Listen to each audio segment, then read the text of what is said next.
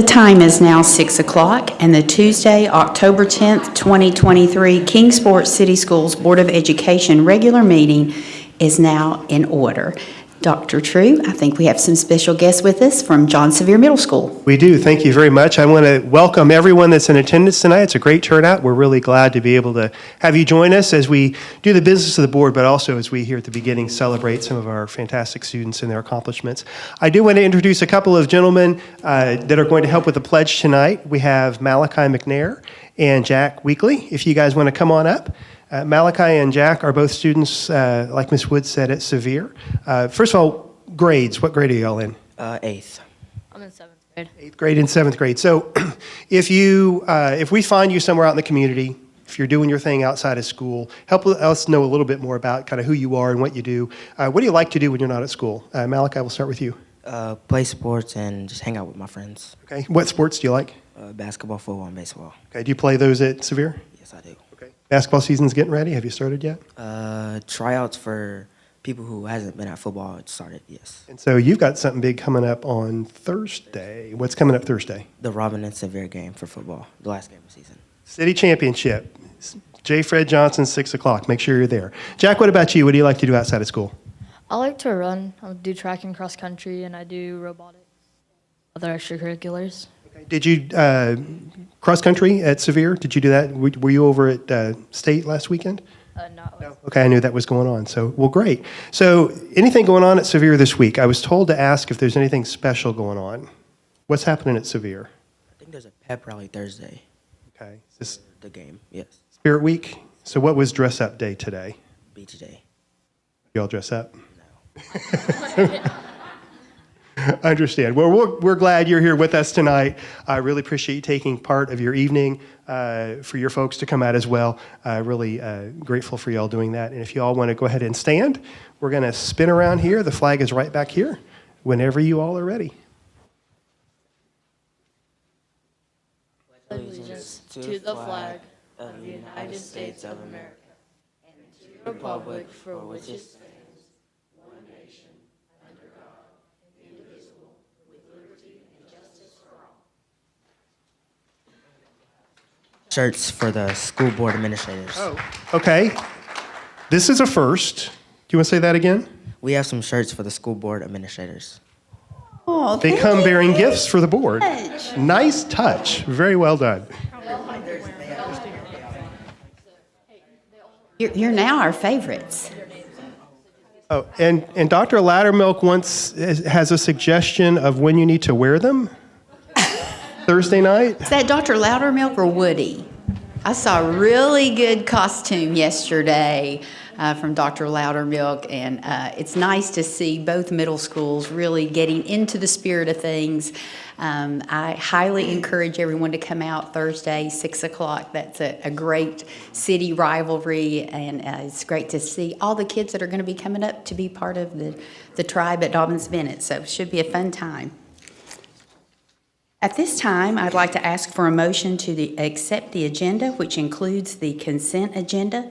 Once the agenda is accepted, the board mutually agrees not to discuss any item of business or take any action that has not been accepted for the agenda. Is there a motion to approve the agenda?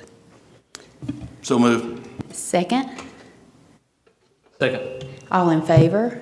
Aye. Any opposed? Any abstentions? Okay.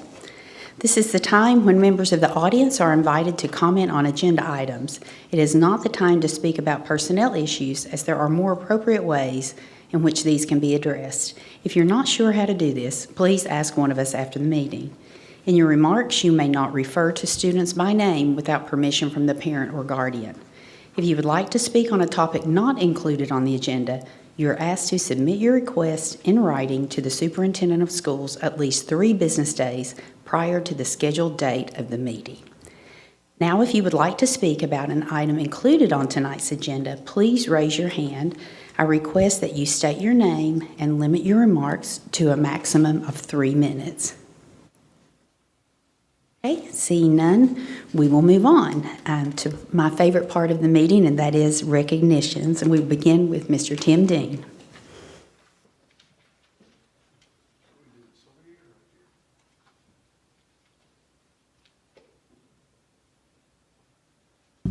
Well, it's my honor to recognize this young man. My grandchildren are visiting from Nashville the last few days. When you have children, you think about what you want them to grow up to be like. And as I was looking through the agenda items this morning, I saw this young man's name, and I thought, that'd be who I want my grandchildren to be. So I want to recognize Aiden Ponisic. Yeah, come with me. Oh, there you are. I just recognize you from here. Congratulations. Then what do you... This guy is one of 27 people in the world to maximize the opportunities of the AP exam. Got every point possible. So this is who I want my little grandson and my little granddaughter to be right here. So congratulations, man. Seriously, it's crazy good. Thanks for coming. Yeah. Oh, we want to take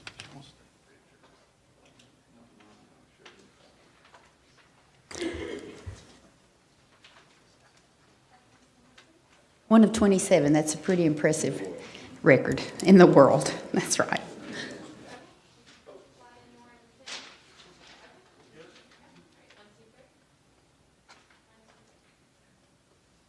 Aiden, congratulations. I bet we may be seeing more of Aiden. I'm just guessing. And now we have National Merit Scholarship Program commended students by Mrs. Julie Byers.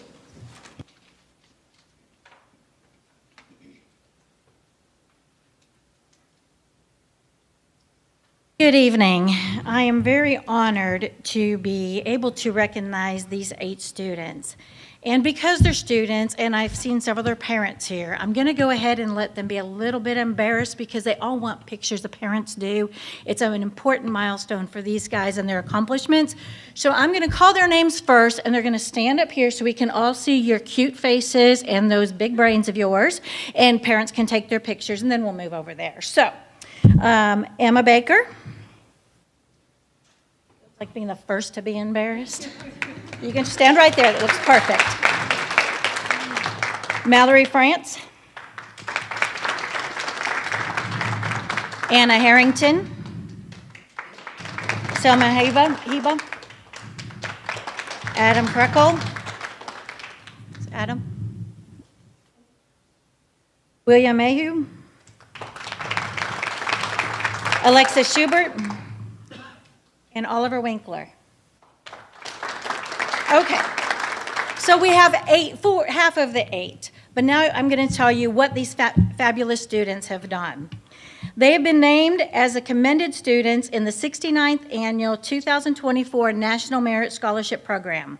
This program is designated to identify and honor the top high school students in the United States. Approximately 34,000 commended students throughout the nation are being recognized for their academic promise. Although they will not continue in the 2024 competition for National Merit Scholarship Awards, commended students place among the top 50,000 students who entered the 2024 competition by taking the 2022 preliminary SAT, National Merit Scholarship Qualifying Test, which served as an initial screening of program entrants. Merit Scholar designees are selected on the basis of their skills, accomplishments, and potential for success in rigorous college studies, without regard to gender, race, ethnic origin, or religious preference. Now, it sounds like 34,000 may not be a big deal, but that is smaller than the town of Kingsport, and you guys are amongst that caliber of student to do so well. So congratulations on your academic success. Let me give you your certificates, and then they're going to want a pretty picture over there.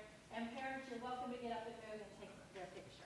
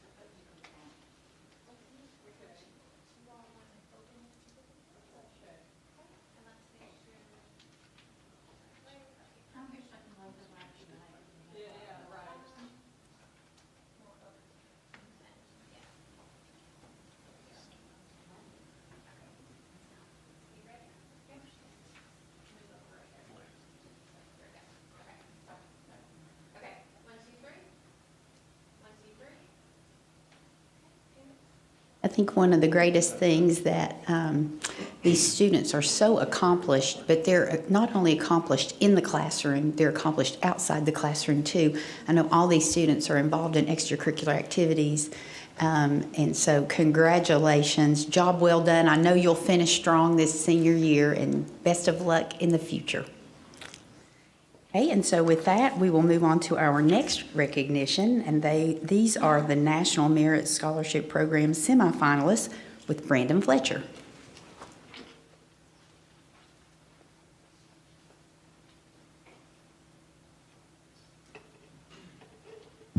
Good evening, and like Ms. Byers, I will ask the 4 individuals to please come up and join us. Fine, okay? Alexander Batts, Charles Dang, Ryan Vinay, Dang.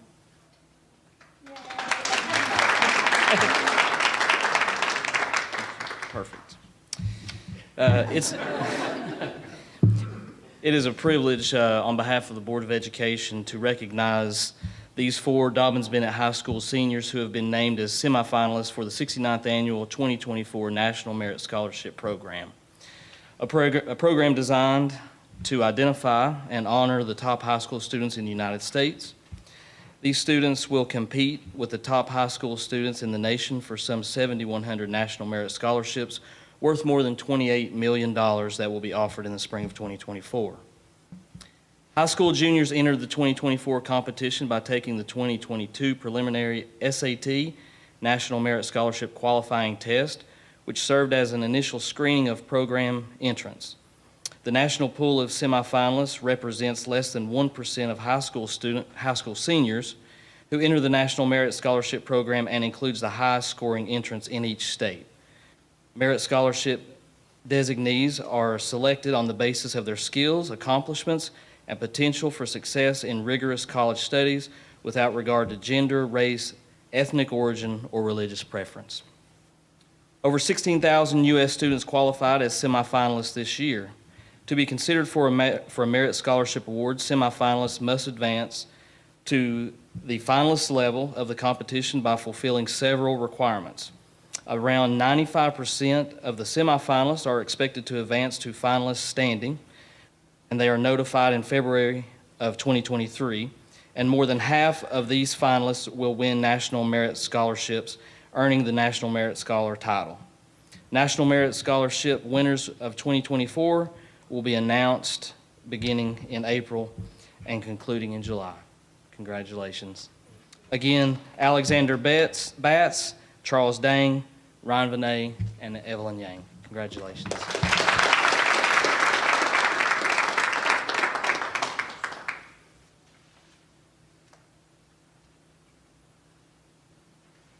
If I'm not mistaken, I think this is a repeat performance by Evelyn. Wasn't she here just a while back for perfect ACT score? Is that right, Evelyn? Yes. Yes, Mama says yes. That's right.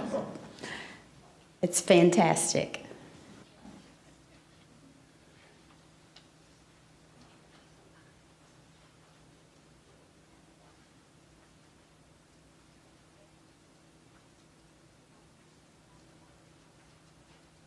I like it when these students come, the IQ goes up, you know, exponentially when they're in the room.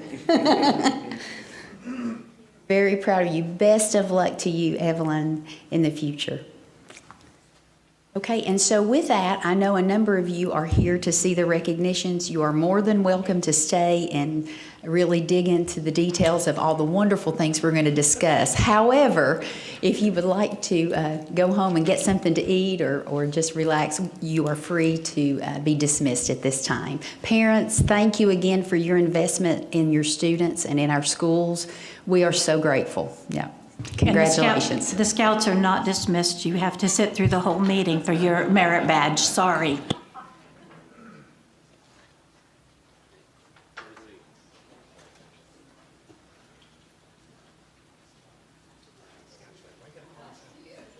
At this time, we're going to go ahead and move into the business portion of our meeting. We will begin with a presentation from Dr. Rhonda Stringham and Mr. Michael Hubbard on the approval of the KCS Tennessee Investment and Student Achievement Plan, TISA.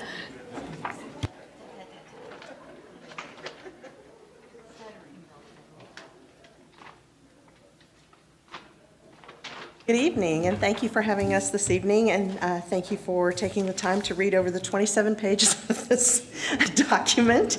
The first thing you should probably know about this document is the information in it is not new. It is part of our strategic plan that we've been working on. We did a major revision of it in July, and then the State Department decided that every district needed to submit this TISA plan. And the second thing that you need to know is if you scroll down, Ms. Altizer, to page 3, the first one that's horizontal. There you go. The main objective of this TISA plan was to report on how we're going to improve third grade ELA proficiency. And that was the only goal that was required. But we went ahead and took a look at our strategic plan. And while we have way more than 5 goals, we thought we'd pick out some to include on the document that outline how we are approaching strategically the improvement of all of our students in the district. So you'll notice the first goal is the third grade ELA TCAP scores. And that one is a required one, and so they had that one pre-populated for us, except Mr. Hubbard filled out the year for us. We could fluctuate that back and forth, and we do reevaluate our strategic plan. Goal 2 is the third grade math TCAP. We would like to see that improved, and you'll notice that these are 5-year goals of the remaining ones that we'd like to improve based on percentages that have been calculated based on our AMOs and projected AMOs and those kind of things. So we have 2 elementary goals, number 1 and number 2. You'll notice number 3 and number 4 are middle school goals. Those are based on 6th grade, and those came directly out of our TCAP, our evaluation of our data from this past spring. We felt like that those were areas of priority for us, and in a spirit of transparency, we included those on there. The 5th statement is a high school goal, and it's the Ready Graduate Indicator. It's an accountability goal. It's one of those things that we're measured by, and so we felt like to have this something that we submit to the state, we wanted them to know that we focus on all of our student populations. We don't concentrate on just one grade band. So the rest of the document is from the district strategic plan. It was developed in July. You'll notice there's a column for metrics. That's how we're going to measure our successes. Then there's a column for action steps, and those are what we are doing, and those are thanks to Mr. Hubbard and the rest of the team that worked on it. Just for your benefit, 33.5 hours involving 10 or more people. I'm keeping track because it has to do with third grade retention.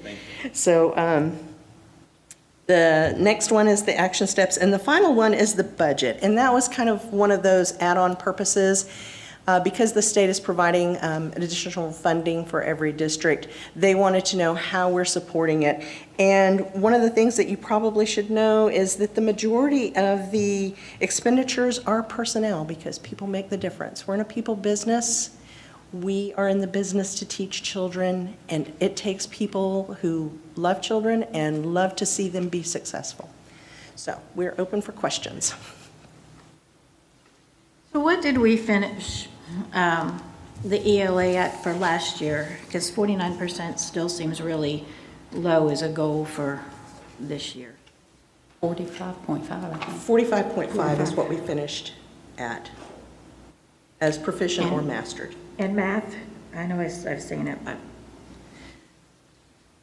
Math from from this past year. Math from all of these are based on, you have the baseline within that. And so the AMO, which is the annual measurable objective, that is a calculation that we apply to each of these, to that, which is a state methodology that has been used up to this point, to where therefore we can see that incremental growth as we progress forward. I think if I looked at the information correct, math was 40.6.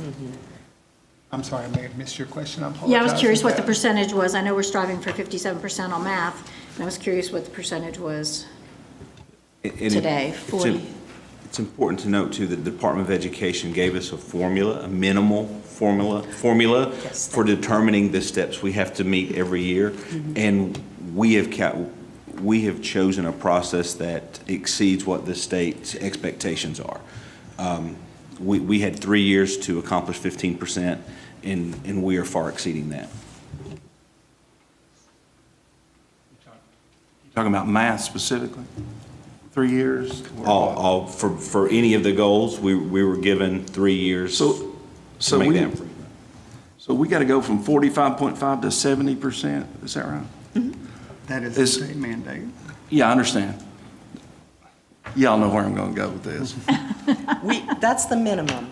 We would like to go much, much Why higher, don't we much, set much the, faster. why don't we set the bar and hire and put it down in hard writing and commitment? Why are we satisfied with the state minimum as a goal?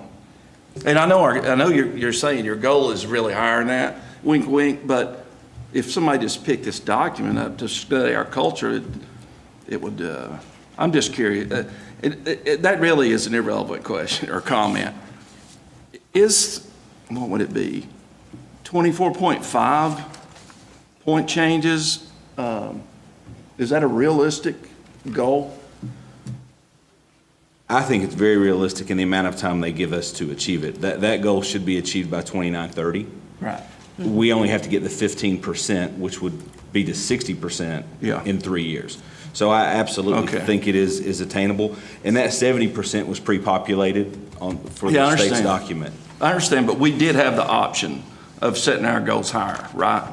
We didn't have to go 70. We could go 75 or 99 or whatever, or lower. No, we can't go lower, right? So, I mean, that's the floor. So our goal is the floor.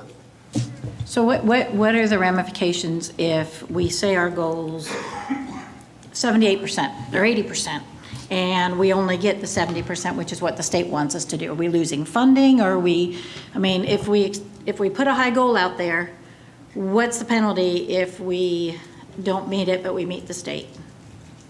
And one comment I was going to make about that, I never quite got to, is anybody that's worked in the business world knows that a goal is not any good if it's not truly achievable and realistic. It's just it's an administrative requirement rather than a true goal. So that's the reason I asked, that's the first question you ask yourself when you set a goal. Is it an achievable number? And to your point, is 78 achievable? If it is, then why are we not shooting for 78 instead of the state minimum? And if you thumbtack a goal up on a wall, then everybody sees it and that's what they want to work for. But if they're going, okay, we're 70%, we're done. Well, gosh, we could go for 74, but that's not in their mindset. It's 70%. This is a document that will be updated annually. This isn't something that we live with. Once we accept it, it's not what we have in perpetuity. It's also, the purpose behind this is not the strategic plan. The purpose behind this is the state has put this document in place for us to show our accountability to the TISA funding. This is a TISA funding document, not a strategic plan. Yes. The strategic plan is what we'll discuss on November the 8th at our board data retreat.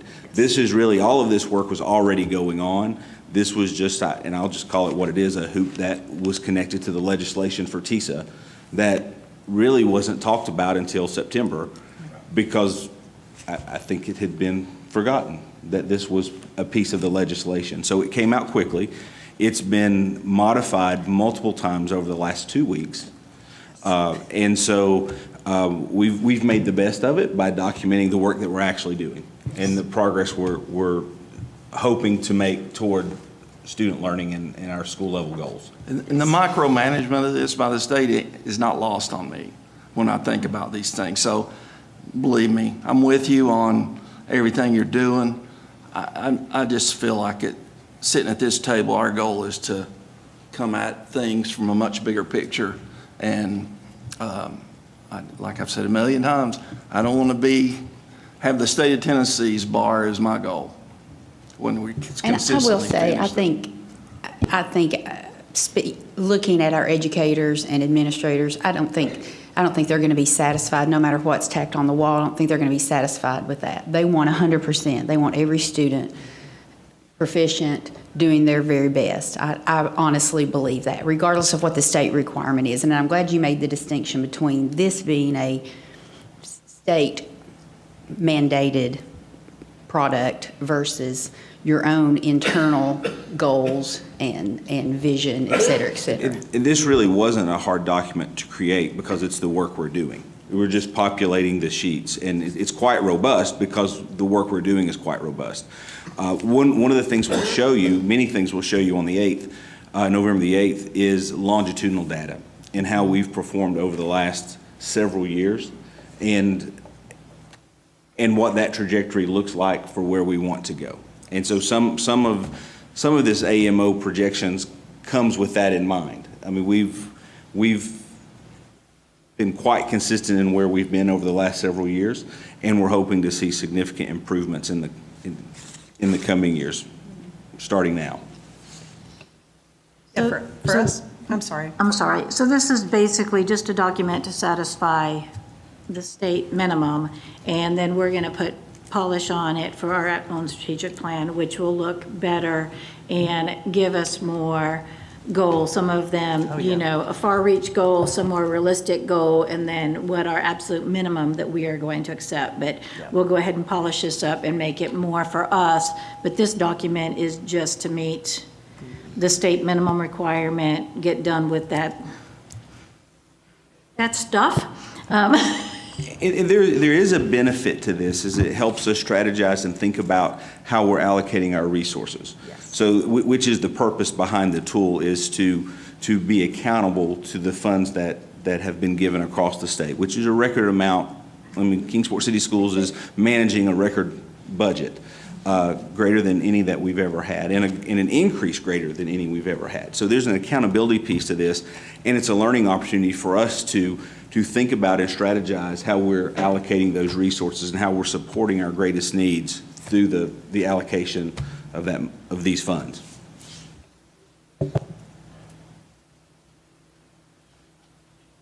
Okay. If there's no other discussion, then the recommended action is to accept the Tennessee Investment in Student Achievement Annual Accountability Report for Kingsport City Schools. Is there a motion for approval? So moved. Is there a second? Second. All in favor? Aye. Aye. Any opposed? Any abstentions? Okay, thank you very much. Thank you both for the continued work. At this time, we'd like to have Mr. Jim Nash come forward to discuss the approval of the Civic Auditorium Memorandum of Understanding with the City of Kingsport.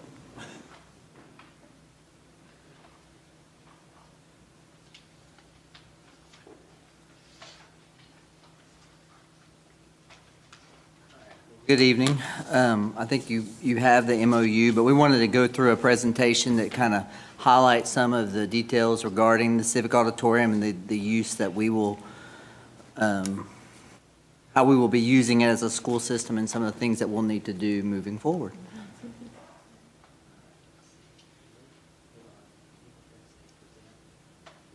Bars.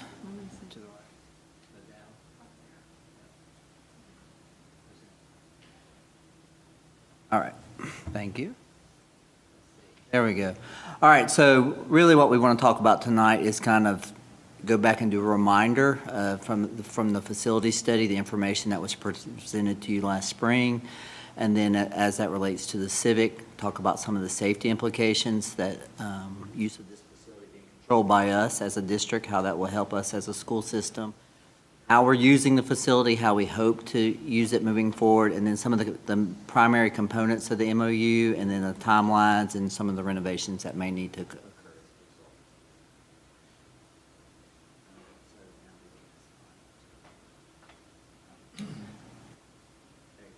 All right, so these next 2 or 3 slides are just slides from the information we presented to you in the spring. So this is just a reminder of our capacity. And then with the projections that they gave us, Dobyns-Bennett is one of those schools that would exceed, based upon their projections, 95%. And as a reminder, 85% is kind of that sweet spot, yeah, exactly, where we want to be. Okay. And then this chart you've seen before. That's outlining the whole school system, and so those highlighted schools in yellow, some of the elementaries, Robinson and DB, in terms of capacity, that project the far right column, see DB in 27-28 year, if projections go as planned, it would be at 95%. And so I just wanted to highlight that, so yes, I'm sorry. And so, though we don't know exactly, we anticipate that we would be able to, with programming, academic programming in that building, approximately 250 students, so that's the number we use for that. We would have to do some work and work, how we want to plan for that building and the academic programs, and we don't know those specifics at this point. We do know, like, for example, wellness is using it every single day currently and has been, and thanks to the city for allowing us to do that since the situation. But if you change the number, that capacity number from 2,516, add 250 to that, 2,766, and that's including the capacity with Excel and Cora Cox, it gets us to 86%, which is right at that sweet spot where we want to be. Again, just in case you haven't seen it, this is kind of what prompted our use of the Civic. So from a safety standpoint, this graphic here outlines our school campus as it sits today for Dobyns-Bennett. The triangle there, and just to the left of the Civic, if you look at the Civic Auditorium and then that parking lot on the west side, that's not in our scope. Kids do park there, but it's not, we don't monitor that lot, so to speak. It's not a lot where kids have permits. So it's not under our management and control type thing on a daily basis. Neither is the Civic from a safety standpoint. And the thing that I would point out currently, well, prior to our students using the Civic in the past, people could be in the Civic, they could be in that hallway on the east side. I'm not saying anyone would, but there are potential safety implications that could occur from that. This will now become a controlled building by us. We will control access. We'll have card readers. The same status that we have on every school location, we will put at this location. So the next slide just kind of shows you the area that we're going to pick up. And actually, in the meeting with the BMA in September, and I won't say it as eloquently as he did, but Chief Phipps with the police department, basically he said, you're able to what you have control of, you can patrol and monitor. He said it much more eloquently than I am saying. But he is exactly right. By having all of that parking, we are in control of that. If we, that's an area, if we have a situation where we need to search a vehicle, we absolutely can. We are under a different standard as a school system in what we can search than the police are. The police still can, based upon their standards, the same as they could at any vehicle in the street. But from a school system, we're at a different threshold where we can, and so it allows us, if that's necessary, we can do that, whether it be a student vehicle or if there was a vehicle there that was not a student-related vehicle. We have now some, with the approval of this starting November 1st, we would have some control of that. So from a safety perspective, I think it adds a lot of value to Dobyns-Bennett specifically. It's not geographically a huge amount more, but it gives us basically control of that whole area except up to the fire station, EMS station.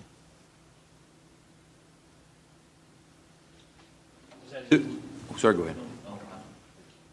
I was just going to ask, so does that mean we're going to start requiring permits for that lot? Yeah, so they would, the students, when they get their parking permits, either at the start of the year or when they start driving, they would get a parking permit for that, just like they do in the other lots. Okay, but right now, so that's going to require extra costs for the kids to get a permit? Because right now, if you drive without a permit, you can park in that lot. Correct. And those, I should know because I bought one for my own child, but I think they're $20, Dr. Hampton, thank you. Do we require permits for the Veterans Park? Across the street, no. No, right, there's right there, J. Fred Park. Right, so. Oh, down at the corner of Eastman and Fort Henry? Correct. That is not, though that's in that little box right there, that's actually not our parking lot. Okay, so there's no permits required now? No. All right, thank you. Dr. Fletcher, did you have a question? You said it would go all the way to the fire station? Well, it would go to that road on the west side of that Okay. parking lot there. There's just no Not- buildings in that green lot, no. Not where the pool used to be. Correct, that remains city, but there's no buildings there, or parking available there. So it would be to that road that's just on the west side of that parking lot there.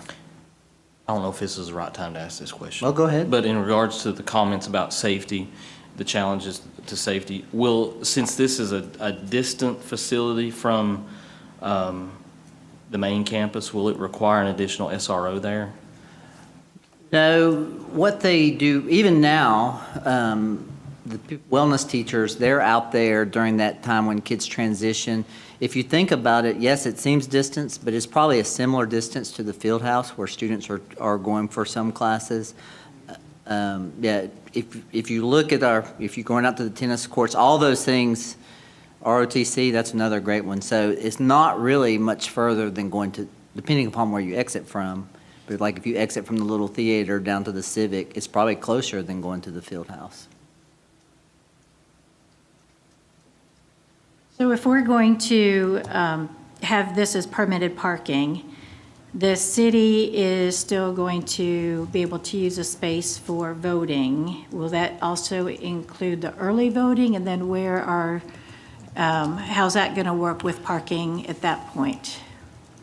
We will, yes, it will include the early voting and the voting. And you'll see, as Dr. True presented last time at the work session, and then you're voting on it tonight, if that calendar's approved on the election day, the school system will be closed. But we will have to allow for some parking down in that lower part is what I would suggest that we do. Currently, with the use of that and the use of all the other lots on the campus, though it's not hundreds of extra spaces, there are open spaces every day on the DB campus now. I kind of make a point to pay at the bottom of the east side Civic lot, at the bottom of the lot on Fort Henry, there are a few. There are not many out on Stadium Court. I think that lot is full. There are some spaces that are available on the far side of Center Street on the corner of Center and Park. And so we will have to, the lower half of that, we'll have to work to designate exactly where that line will be, but we'll have to rope it off or do something of that nature. That's happened. The reality is the students who are parking there without a permit, they've had to do that in the past. Before, the Civic would reach out to us and say, hey, we have this event going on and we need to, they would close that entire parking lot for a given day or days. So I don't really anticipate that being a big issue. Yes, we will have to work with them on that to allow for that, but I don't foresee that being a big issue. Well, there's actually two lots. There's the one directly behind the Civic that actually. Now that's the where the recycling center is, and that will remain recycling center. We do have a little bit of staff that park there. That's not student parking at all. Okay. And has not been, nor is it planned to be in the future moving forward.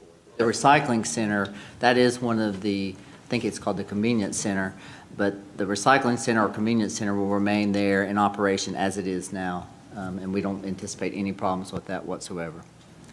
In this, I'm sorry, Ms. Byers, the school actually undersells each of the parking lots by a percentage because we know there are probably 10 days a year, 10 to 15 days a year where we have to accommodate Civic Auditorium business, and that allows for the overflow to take place. So Right. it prevents us from having parking crises on those types of days. Those days have been manageable in the past, and so we'll have more role in that because we'll be controlling that lot, but they will be managed.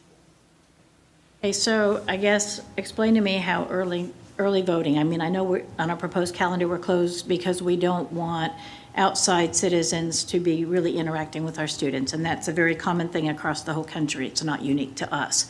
But early voting, where the school will be open then for several weeks with people coming and going, obviously we can close off that gym and lock that door to prevent people from going that direction, but we still have a hallway.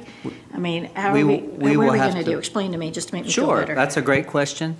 With the new law, any exterior door that if it's unlocked, we have to have an LEA employee, a school system employee or SRO man that. So we will have to man that door. I believe early voting, I think you're right, it's either 2 or 3 weeks. But during that time frame, we will have to have someone man the door there. And so they will come in that side entrance door as they always have for early voting. There's a handicap accessible ramp up through there, and so they will come in, and then the early voting will still occur in that same back room, and the voting. And so then they'll just go in and turn left and go back to the room. So we will have to have someone, we'll designate someone there. We've talked with the city about that. If we have to, we'll work to have an additional police officer work during that time. So we are making plans to make that happen. We've had those specific discussions, and that's a great question, because we do, by law, we have to have someone at that door when it's unlocked for, in this case, early voting.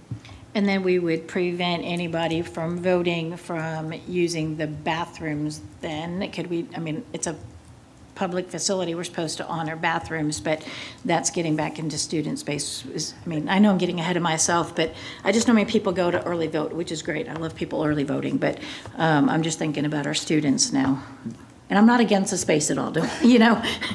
I think the Civic Auditorium for Dobyns-Bennett is a great thing, but I'm just, you know, trying to think about the a couple honest things I've answer thought is about. that's something we will want to plan towards in the restroom use. I have not specifically, I do talk with Sullivan County Election Commission, for example. They still use the Tribe Athletic Complex. That's a voting site.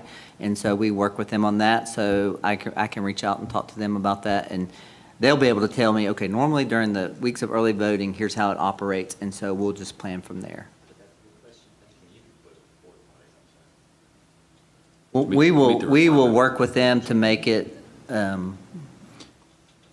where that flows, that whole process of early voting works well. I don't foresee that as a barrier at all. To that point with the state law, is there no issue with Parks and Rec still operating within because they're city employees? Correct, and it's a secured building, and what we will do is like card reader access. We can give permission to give them permission specifically just for that building. So, because what we will ask to do, and in the agreement, and it talks about this later, we have to ask for permission when we make changes. So one of the things we will be asking for is to put that under the Dobyns-Bennett master key and key that accordingly with our school system. Now, obviously, in the offices that they will maintain, they would have keys to that. But we would want that. It's just so much easier with a key card access than it is with the key. And so we'll put them on key card access, just like we do with our employees. You know, I have a key card, and we all use our key cards daily. And so, no, in answer to your question, it's not an issue for them to be in there. We have other outside contracted employees that work across the district in a variety of roles. So their key card access will only give them access to where they need to go? It Correct. Won't give them, okay. It's not, like, they would not have access to other portions of Dobyns-Bennett, for example. They would only be able to key card access into that area where they are. Right, but not to the other side of the building. Well, the employees could, because there's no barriers within the hallways, they could get to the other side. But that's the same as other contracted employees that we have. Like we have employees with Frontier Health, we have employees with Camelot that work in our buildings. They are city employees, which ultimately we are somewhat city employees as well. Currently in our operations with wellness classes and the Family Resource Center in that building, they do not ever come around to that side. I mean, just speaking with the staff member, Candace Craddock, that runs Family Resource Center and Wellness, it's worked very smoothly, so I don't anticipate any issues. But there are no, from a fire marshal standpoint, we would not be able to block off hallways and that type of thing, because you got to have it. And they have background checks and making sure that there's nothing with abuse of children in their past, because they work with kids on a regular basis, so they have the same type of background as our own staff, so.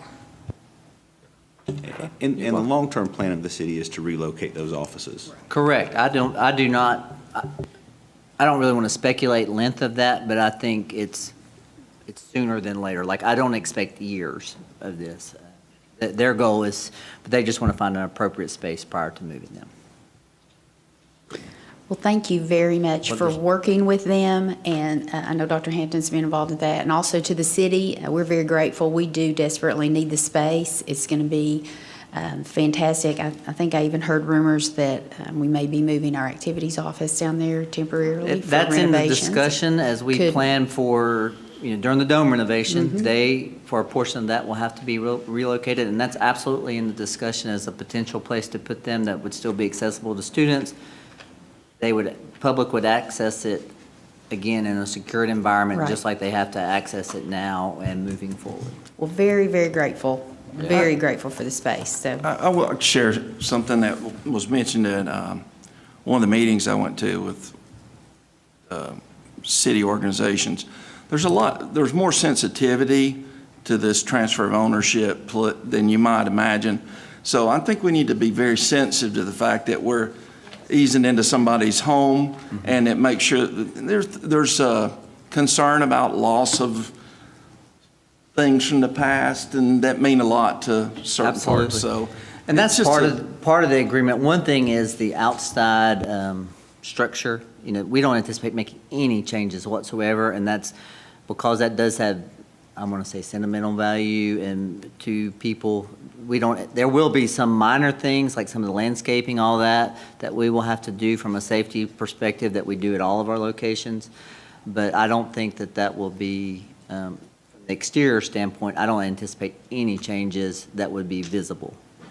But things like the Friends of the Library First book sale that's been there for years, I know in the agreement it says we have to be cognizant of some of the rentals, or I don't know what it's called, the mistletoe market or whatever they have, you know, around Christmas time for all the people. That kind of stuff will still be allowed to be rented or we still have gifted or rentals. something, I've right? talked, anticipating this being approved. I'm already the contact person, and we've made some rentals to outside agencies for like in the spring of '25, and they're already on the books for that. So no, just as we rent other facilities in our school system, many of you have probably been to dance recitals or things of that nature at other locations. We'll continue to rent the Civic to outside organizations as available. That's not a problem. Just, do you want me? Go ahead. So our current usage is, as I mentioned, the Family Resource Center, wellness classes.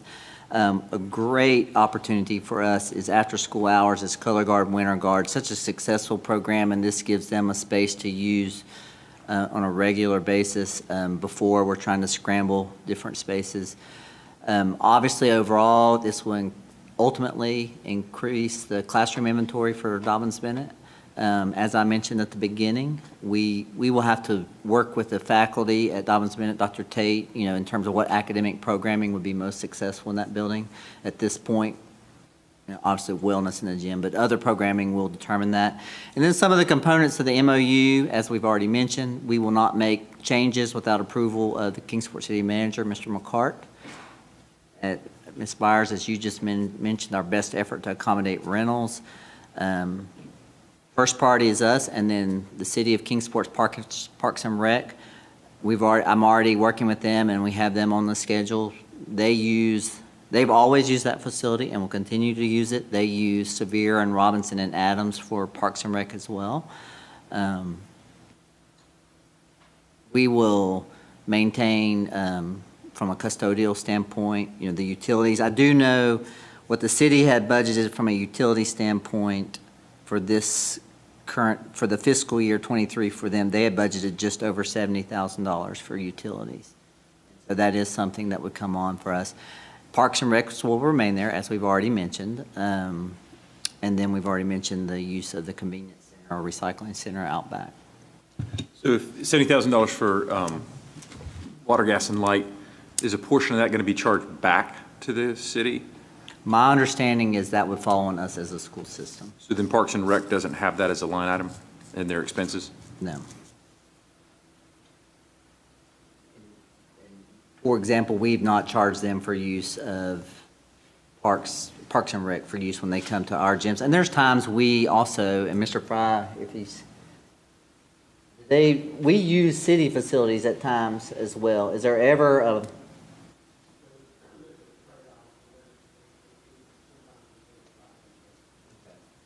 Mr. Fry handles all that piece, so, but we don't charge them rental fees as we would an outside organization is how I would word that. So we just pay the city for permits, but they don't pay when they use our water, gas, and light? We will retain the revenue from the rentals. Oh, yes, absolutely. The revenue from the rentals will come to us. That's kind of the timeline. You know, before you tonight is approval of the MOU, and which would start November 1st.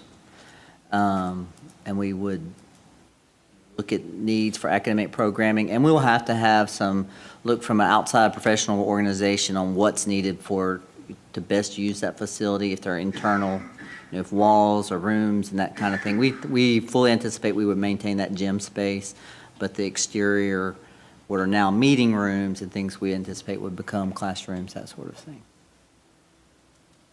What kind of shape is it in? Are we expecting any kind of repairs or?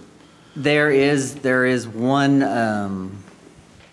well, they're taking, there's a repair that like a cooling tower, is that what it is?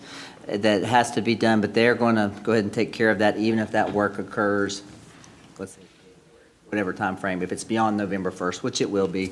But other than that, that building has a fairly new roof. I mean, it's in good shape. It's also an older building, and could things happen? Sure. But there's no known, like, pressing needs currently for that building. The immediate costs will be mostly related to safety and security.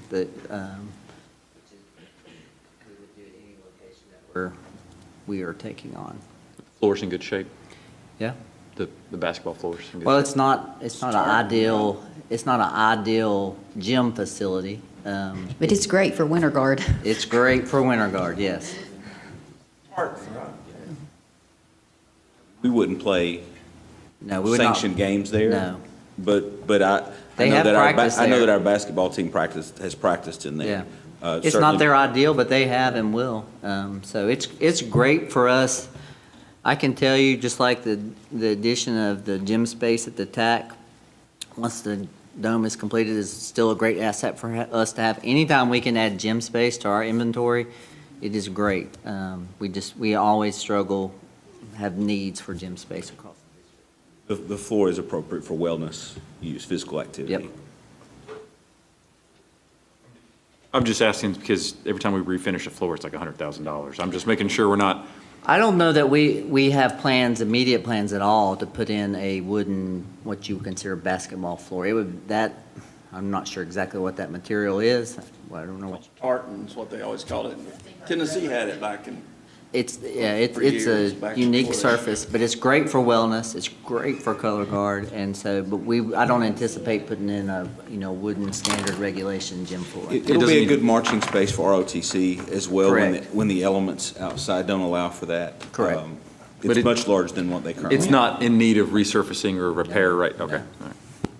It tolerates throwing the rifles and the sabers and all that. Correct. Much better than any gym floor that we have. That's exactly right. Yes, I was yes. thinking when we first started this, though, the city said there were a couple repairs that needed to be done, and they would take care of it before, under their umbrella, like before we signed not everything can't be done before we sign, obviously.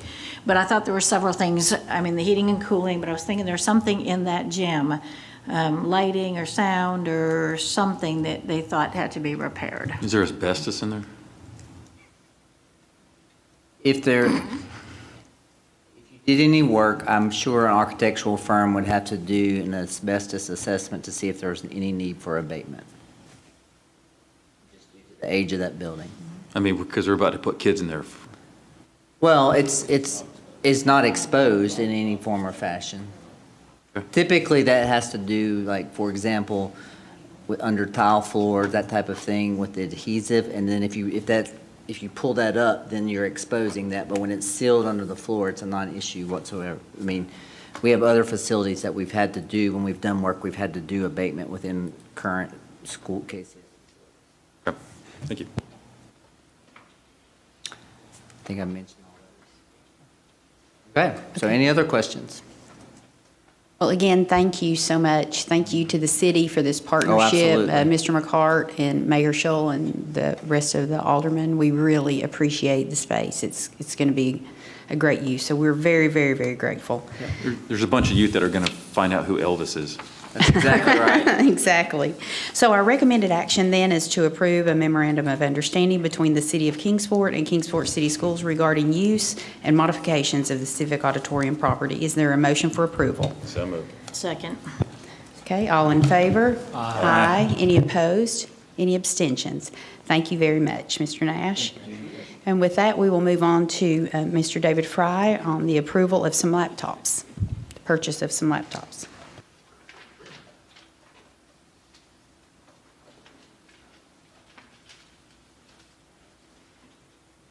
Good evening. A few items for the board's consideration tonight. The first is it's that time again to do our annual refresh of teacher devices. We have a quote from Dell for the purchase of 200 laptops. They are Dell Latitude 5340 laptops at a unit cost of $1,057.59 each. Total cost of $211,518. These laptops will be used by teachers, administrators at Robinson, Sevier, and Cora Cox. We are using the Wilson County contract with Dell that has been in place for several years that we have purchased from several years past. This money is budgeted in our current operating budget. It's, like I said, it's one of those annual refresh things that we pretty much are on about a 4-year cycle of replacing all of our teacher laptops, teacher devices throughout the district. We recommend approval of this item. Okay.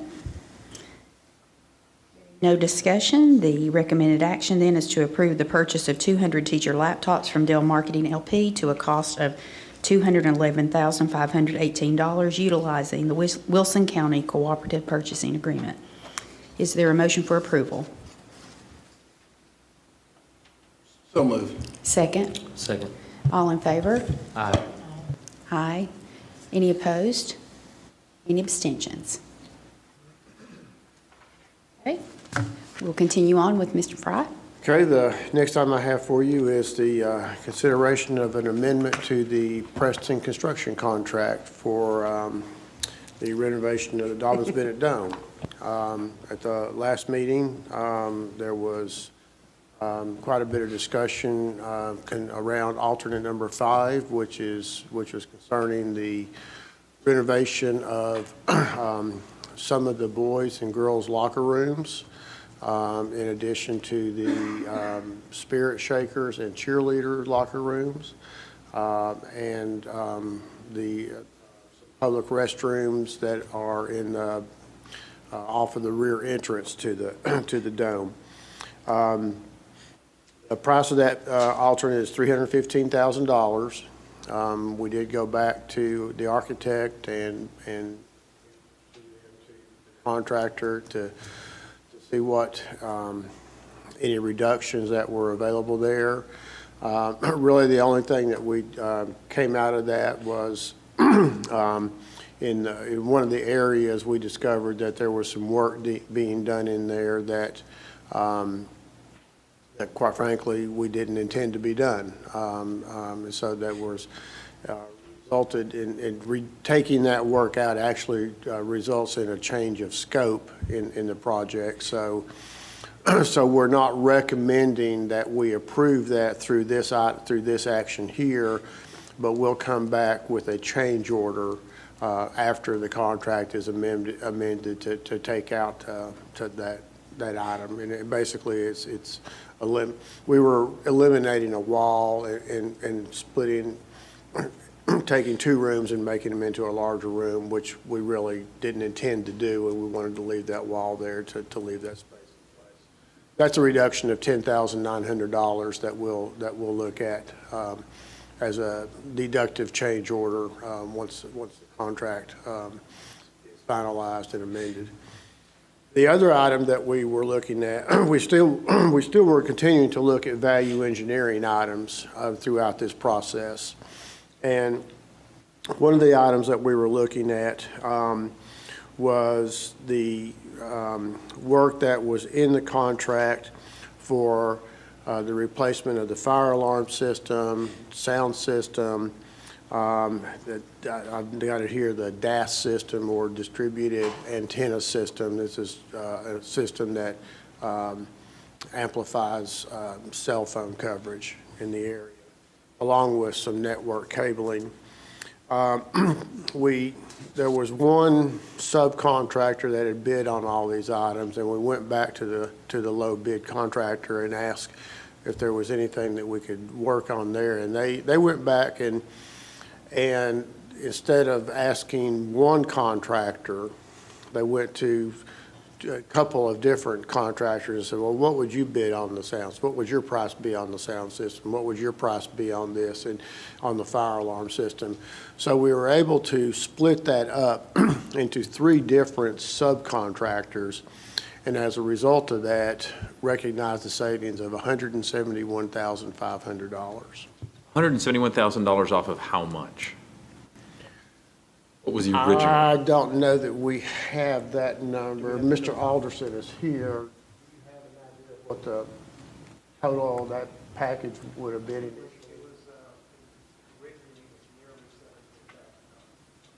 Okay. That is a significant percentage off. I was expecting you to say something like 1.7 million and they saved us 10%, but.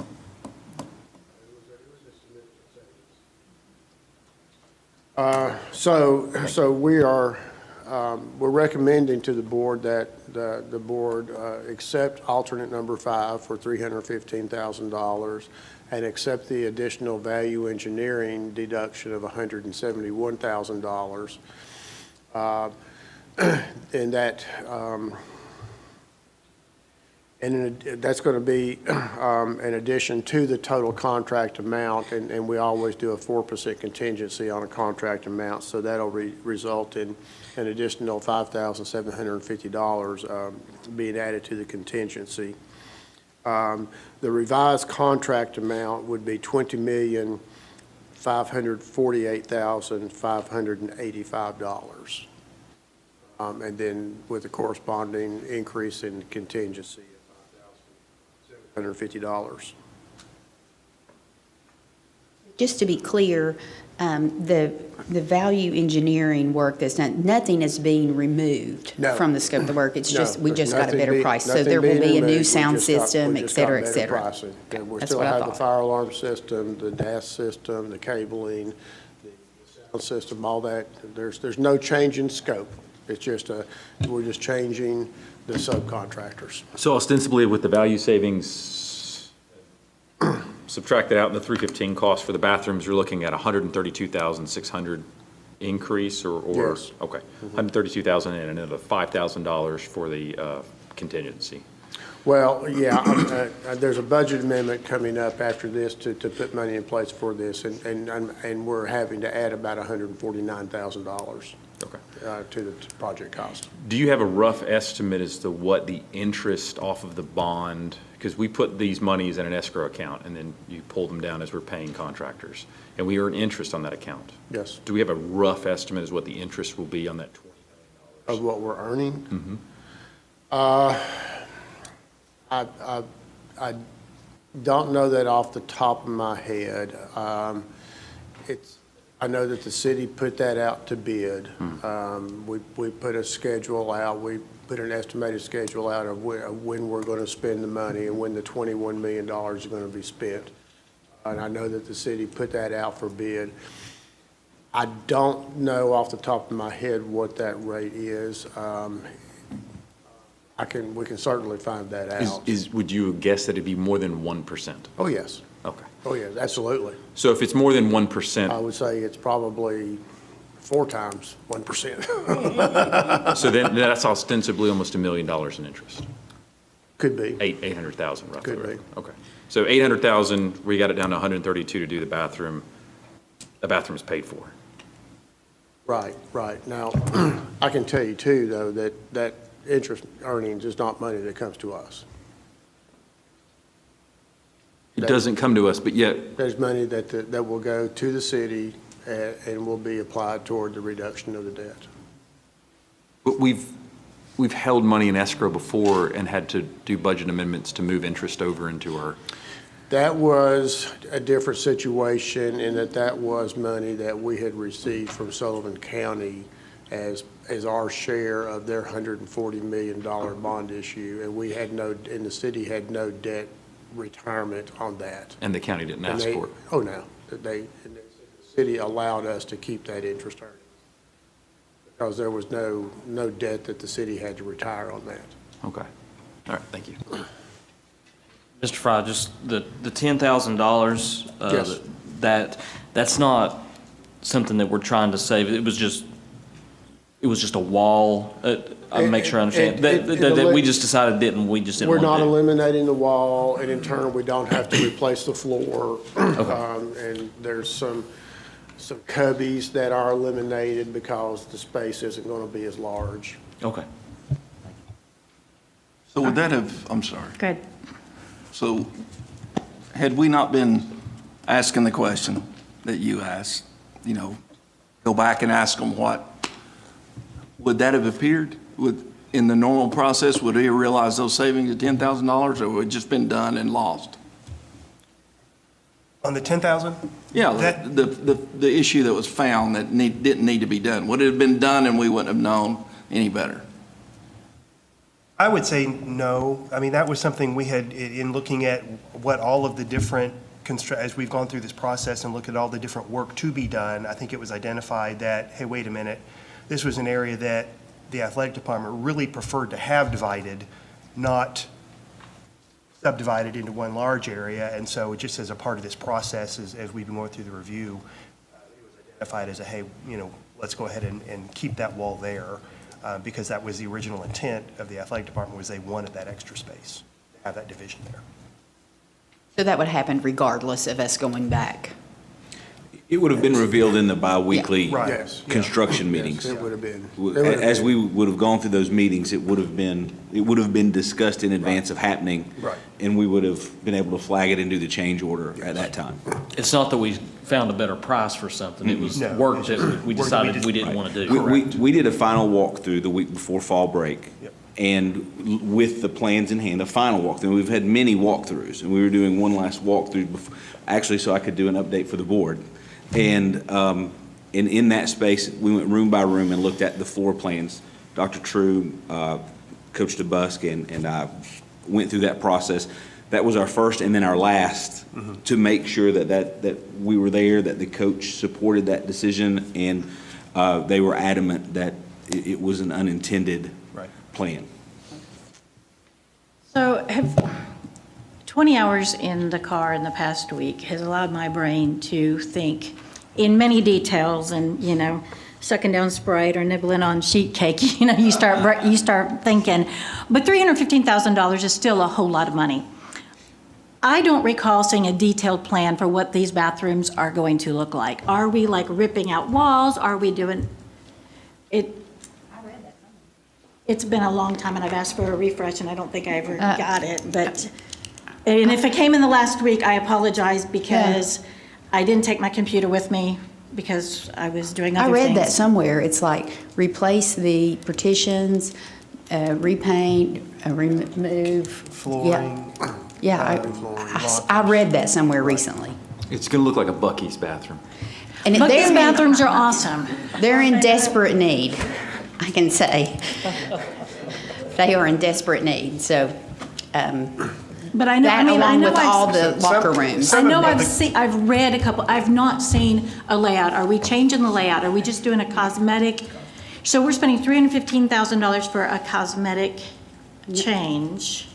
This is what I'm trying to grasp, because $315,000, we just spent less than that on computers for our teachers. $315,000 would get us a lot of carpet in our, in our schools. So I'm talking about, and I know it's not a popular opinion because our athletes do deserve to have, good bathrooms, but still back to, even what you were saying, 2 weeks ago, $315,000 is a lot of money, and I need some more justification after being in the car for 20 hours. It's more than just paint and tile. I mean, there's some HVAC reconstruction that needs to happen in there, demo work that'll have to be done.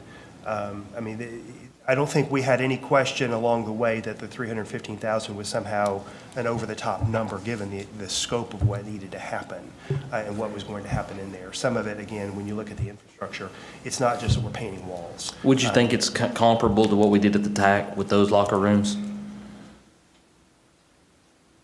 A little bit of an apples and oranges, just because the structure is different, the layout is different.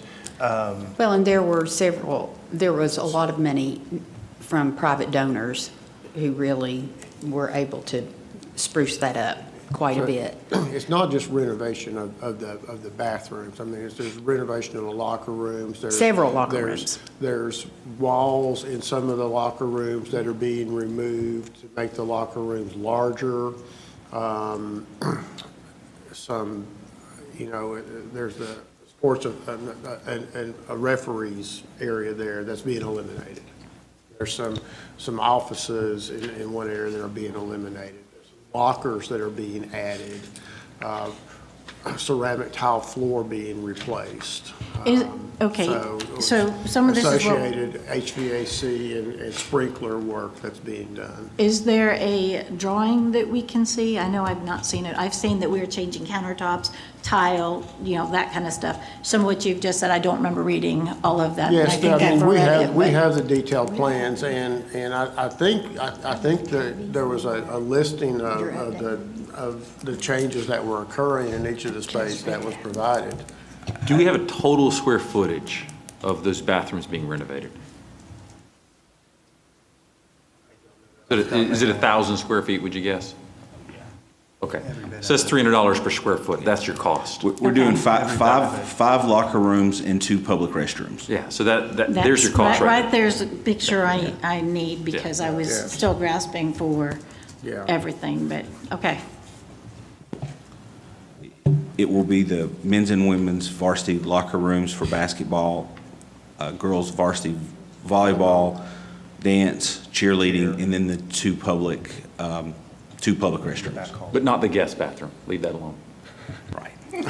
The half Guest locker rooms. Yeah. Okay. Then the recommended action is to approve an amendment for the Preston Construction Dome renovation contract to include alternate 5 for $315,000 and additional value engineering reductions of $171,500, and approve the 4% contingency be increased by $5,750 for an amended contingency amount of $821,950. Is there a motion for approval? So moved. Second? Second. All in favor? Aye. Aye. Any opposed? Any abstentions? Okay. Thank you very much, Mr. Fry, and also for the folks you went back to, and Dr. True. Thank you very much. And we'll move on then to the approval of the architectural services agreement with Kane Rash West Architects for the Tribe Athletic Complex roof.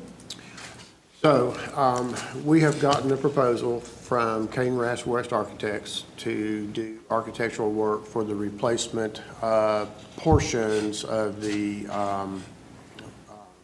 we actually have a proposal for replacement of the whole roof at Sullivan North High School. But we're recommending that that the board approve a contract with Kane Rash West to replace the roof over the Tribe Athletic Complex, the gym area, and the lobby area that's associated with that. And also the roof over the TCAT area. Now, one of the things that we're doing is that, correct me if I'm wrong on this, I think this is the direction we're still heading. We're going to have them write the bid document to do the roof replacement over the TCAT area as an alternate that we can accept or not accept. The base bid will be the roof over the gym and the lobby area, the area that Kingsport City Schools is using as the TAC. But there'll be an alternate on that bid to replace the roof over the TCAT area. So they have come back with the proposal for the architectural fee for that work of $29,232. That's based upon an estimated construction cost of $974,400. And this is a 3% architect fee as opposed to the normal standard 6% architect fee because they've already done a lot of this work. They were the firm that did the work for the renovation of the whole Sullivan North campus. So they've already done a lot of the work associated with this.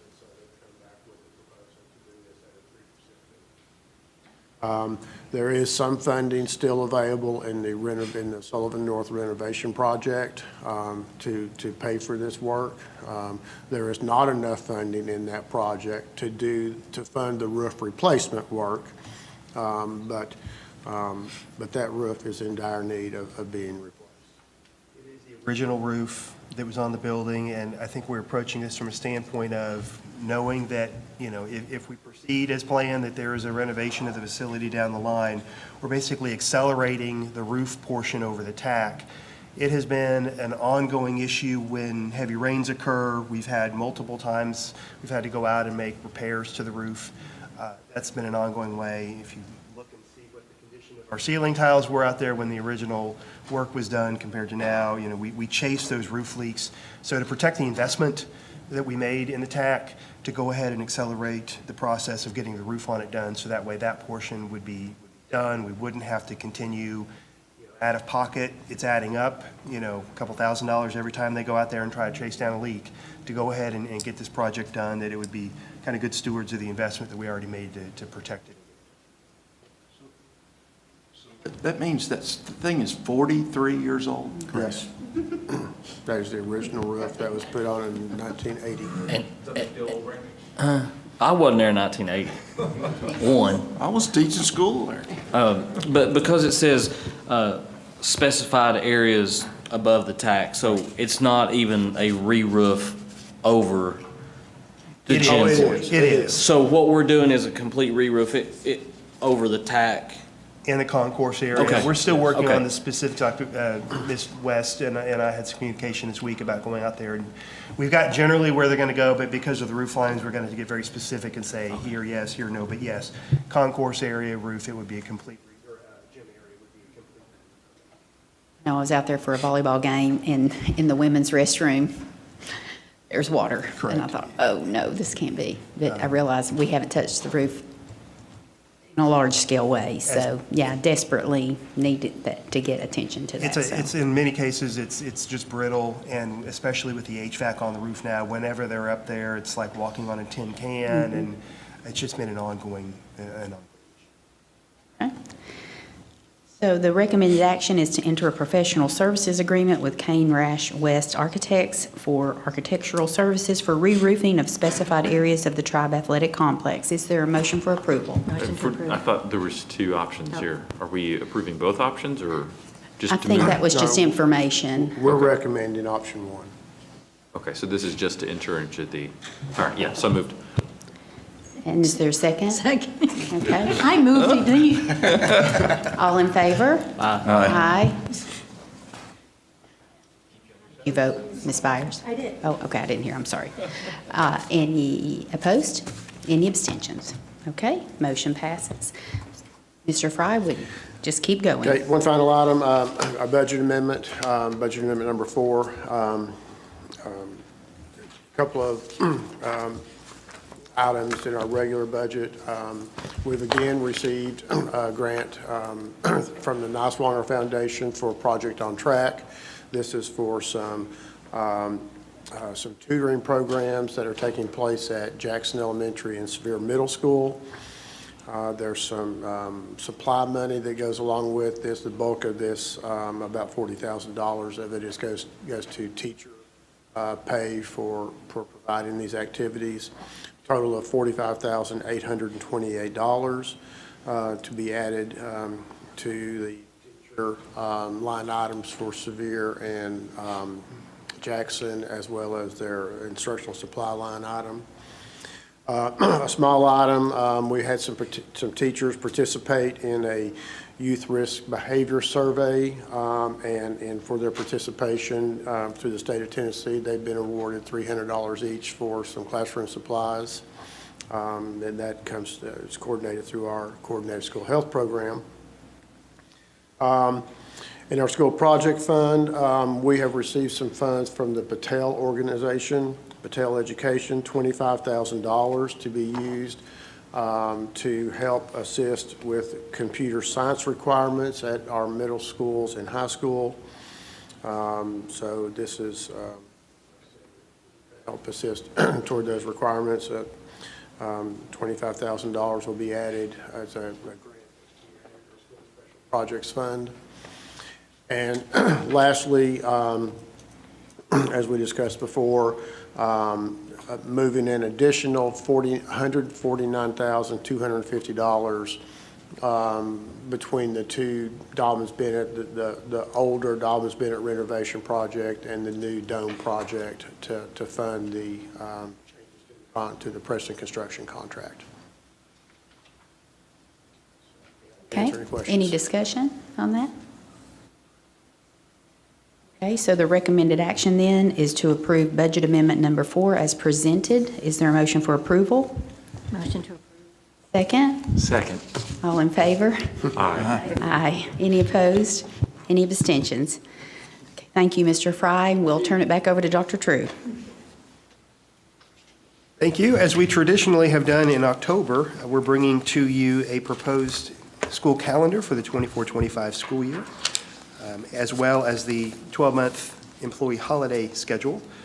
There's not a lot of excitement to the calendar itself here. It is traditional. Again, this is the calendar we generally have had for the last several years. Not many changes at all to the calendar we have this year. With one exception I would note, which is the location of the fall break, which is again due to ongoing communications with the athletic department so that we can align that with our bye week, which we have been able to identify on October 11th of 24. So again, very similar in scale and scope compared to what we have this year. We would start school for all students the first full week of August. Again, a fall break then in that block of October 7th through the 11th, 3 days at Thanksgiving, and then 2 full weeks at Christmas and New Year's, surrounded by 3 weekends, which we always try to do to create that long break. And spring break, last week of March, one minor change because of location of Easter this year, and with the days we have in the calendar, we are able to have a spring holiday on April 18th of 25, which would be Good Friday, and then that would still allow us to finish on the Thursday before Memorial Day, so we would be able to graduate before Memorial Day. We have included as well in the calendar for 24-25 the 3 additional professional development days that you approved this past year. We would continue that cycle as well.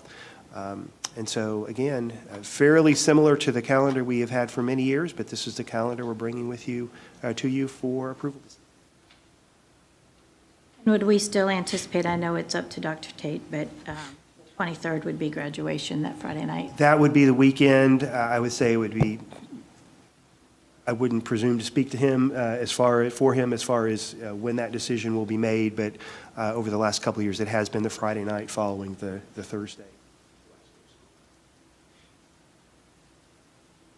Discussion? There's no way in March 14th we can move that to the 21st?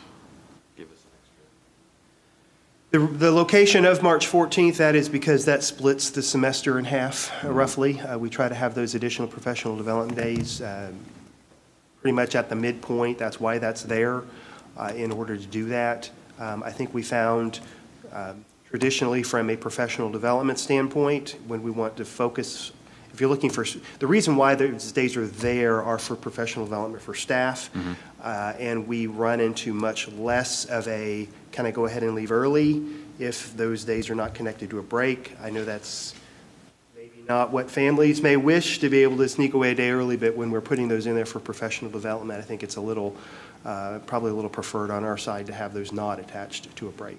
So the October 14th is just by happenstance? Correct. Oh, gotcha. Yep. Doesn't hurt to ask. It's the first thing I can tell you the reason why. Ultimately, the calendar is your decision, but I can tell you the reason why. It's the first thing my wife pointed out. She's like, why isn't that next to the 21st? Okay. Any other questions, discussion? Okay. Then the recommended action is to approve the proposed 2024-2025 Kingsport City Schools calendar and designated holiday schedule as presented. Is there a motion for approval? Motion to approve. Second? Second. Okay. All in favor? Aye. Any opposed? Any abstentions? Okay, the motion passes. Dr. True, finish us out here. Very good. So 4 policies tonight. Again, this is a month we are trying to address several policy concerns related to what we classify as student services. Took care of in September what were more board operations related. Student services this month will come back in really in November to look at several curriculum and instruction policies, and then HR policies in December. So the 4 this evening on first reading, again, to reiterate what we've talked about at the work session, all of them on first reading, 2 new policies, 2 revised policies. 1.400 on school board meetings. We've discussed a couple different times. We tabled that one, if you remember, to get some clarification on attending electronically and changing our current 1.400 to include the changes to allow for to specify the number of days for those typical reasons why you're allowed by law to attend electronically, for family emergency, for sickness, for inclement weather, and then for military service. So we've revised our current policy on that to align with state law. 6.303 is a new policy, interrogations and searches. This was one, again, that TSBA developed in a large way to address issues that schools were having when it came to searching for things like vapes and things. Really what it does is it allows us to be able to have a policy in place to clearly outline what law says about interrogations and searches, what the parameters are, what the scope is for that, and who, how it works and who does that. So they are recommending, and we have their model policy here on 6.303 on how interrogations and searches, again, this really is a reflection of what is stated in law to make it clear for our staff and our students in our community. 6.309, zero tolerance offenses. This basically adds wording to our existing policy that now a zero tolerance offense in state law, there has been an addition to that threats of mass violence is now classified as a zero tolerance offense. So that is adding that wording into our existing policy. And 6.4052, opioid antagonist. This is a policy that is required by law if we have opioid antagonists, Narcan, naloxone available for student use. We are required to have a policy outlining the specifics on that. So this is a new policy because we do have those antagonists available. So it's putting that policy on the books for us. So those are the 4 policies. Again, we talked about them in September, but I'd be happy to answer any additional questions or dive deeper if you'd like. I want to understand that last, the opioid. It's asking us, we're saying we are going to create a policy. I don't quite understand what this is saying, I guess. State law says that if you have naloxone, for instance, available to your students for use, you have to have a policy. And so this is the policy, the draft policy, the model policy that TSBA has created to accommodate districts that have naloxone for use for their students or staff. This looks to me like it says a policy says that we're going to have a policy, that we're going to have a policy, we're going to have a policy. You know, I don't quite get it. It looks like this would be a policy to say what we're going to do with our Narcan is going to be about, you know, whatever. But anyway, it doesn't. See my question? I do, Public Chapter 256. But this is the states. Right. Okay, thanks. Any other questions for Dr. True? So the recommended action item then would be to approve these policies on first reading. Is there a motion for approval? I'll move that we approve. I'll second. All in favor? Aye. Any opposed? Any abstentions? Thank you very much, Dr. True. Okay, and so with that, I think we are nearing the end of our agenda. Is there, Dr. Hampton, is there anything you want to add before we talk about future meetings? Just 2 things. Number 1 is I will include the information that explains the option 5, the details of option 5. I will include that in the update again this week. Do you have a picture? I have the words, but I want a picture. I actually have the architectural drawings that I can give you after this meeting. That's what I, because I do have all the words in the Yep. description, but that doesn't, Yep. I'm a I'll create visual. those. And then I'll take this opportunity, we don't typically do this, but would like to congratulate the girls' golf team at Dobyns-Bennett for winning the state tournament today. That's a chill bump moment when kids get to be the best at something, and these meetings every month, those are on display, and it will not be long before we have those girls in here to recognize them. But they are probably still on cloud nine, making their way back to Northeast Tennessee. So congratulations to the girls, the athletic director, and Coach Darnell for an excellent season and excellent work. Fantastic. I think one girl was the state runner-up, and another girl was in the top 10, and so combined scores came out on top. So fantastic. Well, our future meetings, we'll have a work session on October 24th at 6 o'clock. We will have our BOE retreat at 8 a.m. At the Eastman Lodge on November 8th. November 14th will be our regularly scheduled business meeting for November. And then also just a reminder, Ms. Altizer, I'm assuming, are they still accepting registration for the convention, or is it sold out? It's sold out. Cancellations can be done through October the 19th. Okay. So if somebody cancels, they might could accept. Okay. So looking forward to that. November 16th, the TSBA Leadership Conference, and then the 17th through 19th will be the state convention.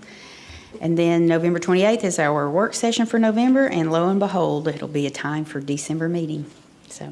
And notice this year, it looks like the annual convention starts an hour earlier, and they've revamped it, and the way the awards thing and everything is done is different, and just several things about it are different this year. Yes.